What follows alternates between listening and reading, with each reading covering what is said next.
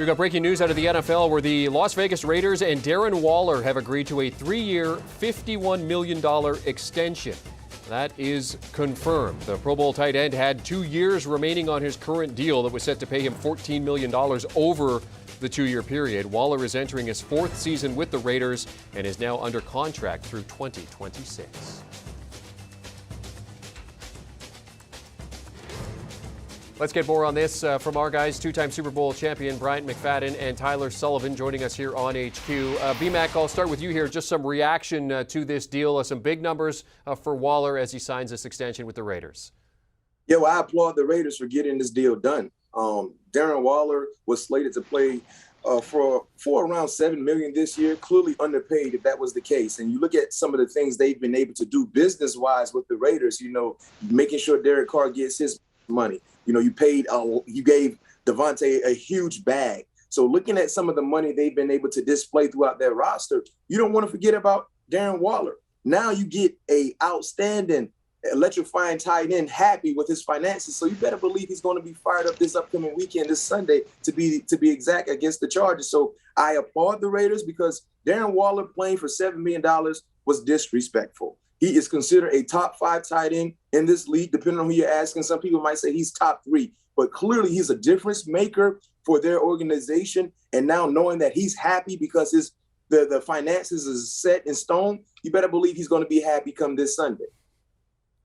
Yeah, this is great news for the Las Vegas Raiders on multiple different fronts. Obviously, this is a difference maker in the passing game. As much as we're talking about Davante Adams coming in and changing the offense and being that true number one, Darren Waller has proven to be a legit number 1 tight end in the NFL. And it's even more important this year, going into a year now with head coach Josh McDaniels, who you've seen in New England establish a true number 1 tight end and use that to be a legitimate weapon in the passing game, alongside obviously Adams and Hunter Renfrow at the receiver position. So when you look at it from an on-field standpoint, this is setting him up for success. There's no disgruntled. Again, he was playing reportedly no matter what, but still having him under the tent, paid accordingly, is only going to help them start off smooth in what is going to be highly competitive AFC West. They're going to need all hands on deck to try to take down the Kansas City Chiefs, the Denver Broncos, the Los Angeles Chargers, and their high-octane offenses.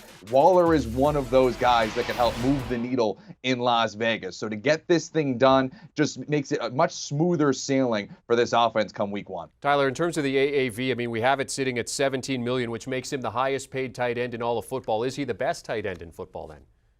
I don't know if I'd make him the best tight end. It depends on how you kind of look at it.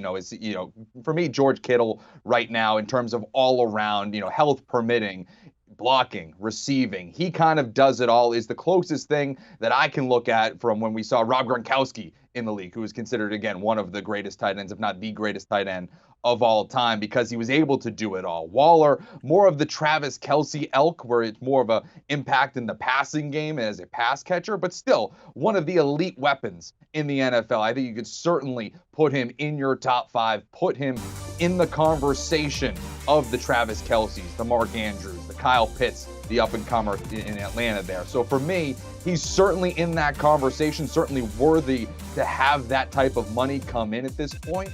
And you just look at the production over the last few years. 2 of the last 3 seasons, he's gone over 1,000 yards receiving. Last year he was dealing with injuries, but still a factor in the receiving game. And like I said earlier, I only think it's going to make him more impactful with the addition of Davante Adams coming in, opening things up for him over the middle of the field. And when you put him in a Josh McDaniels offense, again, I think that production is only going to improve. I have no issue with Darren Waller being the highest paid tight end in the game right now. I think he's that type of talent. Now, if you were to rank the tight ends, depending on who you're asking, right, it's a personal preference. Most people probably would say Travis Kelce. You might have some people say Mark Andrews. You might have some people say George Kittle. You might have some people say Darren Waller. Heck, you might have some people say Kyle Pitts. But the thing is, the most consistent thing that I think we all would agree to, he is a difference maker. He was deserving of this deal. He is deserving of being one of the highest paid tight ends in the National Football League because he is that type of player and he means a lot to the organization. So I don't think anyone should have an issue with Darren Waller getting the contract he received today. No one should have an issue with Darren Waller being currently the highest paid tight end in the National Football League, because we all know when it comes to contracts, it's all about timing. Timing dictates the market. And right now, it was his time to get paid, and he reset the tight end market in the National Football League.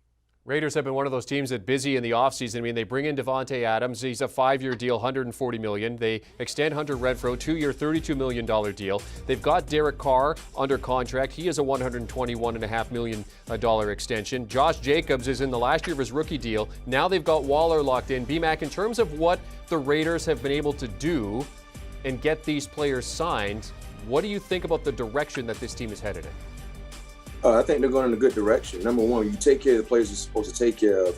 That does something to your entire team. They know if they do what they're supposed to do, they will get rewarded. Now, you don't have to worry about the business side of things. Let's just focus on football. Let's focus on football. You know, I had Darren Waller on my podcast, All Things Covered, some months ago, and I asked him about his contract situation. He did say that he would not sit out, but he did say he would like to get things resolved sooner than later, so he can go ahead and just focus on the game, on the task at hand, which is playing football. So now, seeing this, they can just be dialed in. And I, for one, believe this is a playoff caliber team.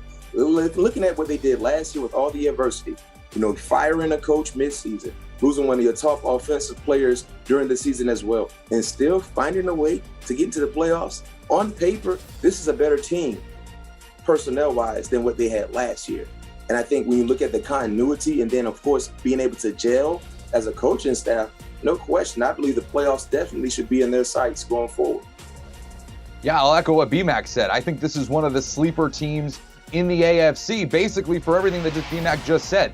They had so much turmoil last year and still were able to find their way into the playoffs. And now all of a sudden they're a better football team with a more consistent masthead at the head coaching spot and GM positions. I don't know how you don't feel better about them. Yes, the division got better with Russell Wilson coming into Denver and the Chargers making all of their moves and the Chiefs being the Chiefs. But they still played all of those teams extremely well when push came to shove last year.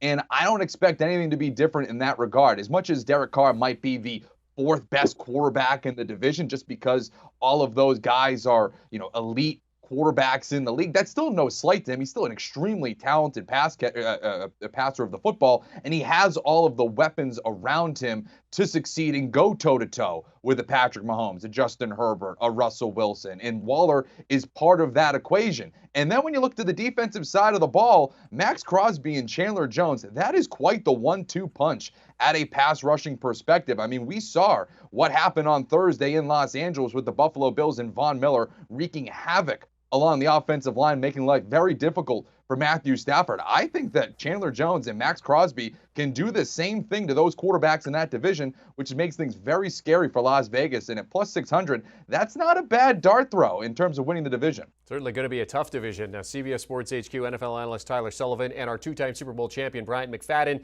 discussing the 3-year, $51 million extension headed to Darren Waller by the Las Vegas Raiders. Of course, they kick off their season on Sunday at the Los Angeles Chargers. 3.5-point underdogs. Total they're sitting at 52, and that is a game you'll be able to see on CBS.